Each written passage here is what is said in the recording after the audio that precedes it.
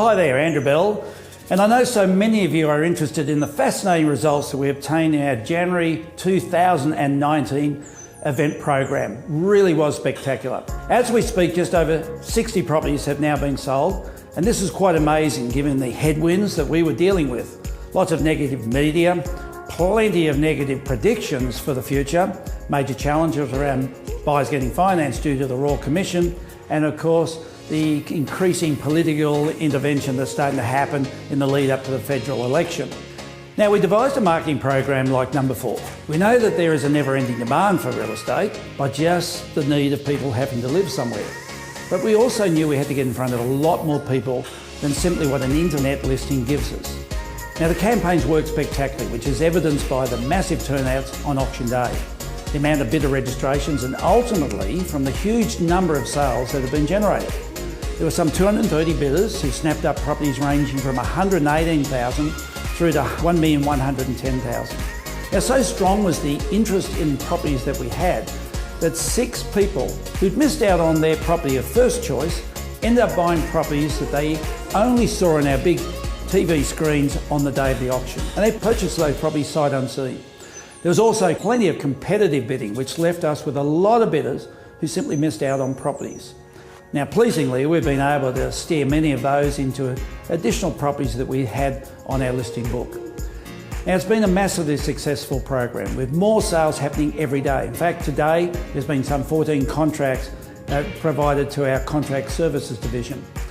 These are people who'd missed out previously because they were conditional buyers subject to finance, but now have had their finance approval through and are going unconditional on purchases of properties.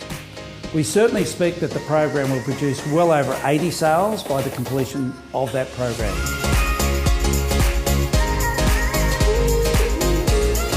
There were, however, several learnings that came out of the month. Firstly, there's always remains a need for people to buy real estate.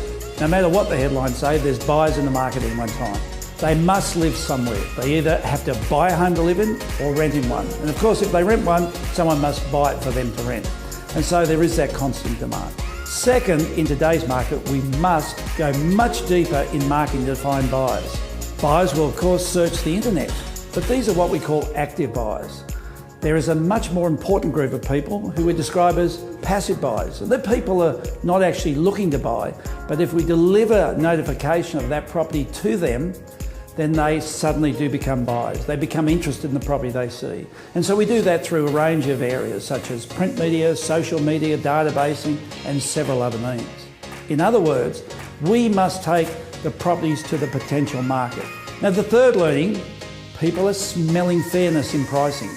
Whilst many thought that properties were overpriced 18 months ago, they're now starting to feel that the current pricing is at levels that they're prepared to buy at. That's a really significant change in the market. Last but not least, auctions.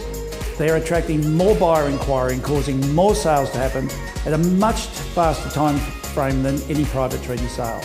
With private treaty sales, buyers feel that they have forever to inspect, forever to negotiate, whereas they know with an auction property there is a time limit in which to complete all of their inspections, obtain their finance and do their negotiation. Auction day is action day. On top of all of the auction sales, we've also had strong activity in our prestige end of the market.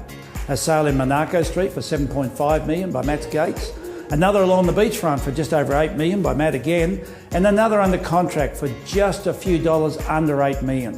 Now, that's the strongest activity at the top end of the market that we've seen perhaps right through the whole of 2018.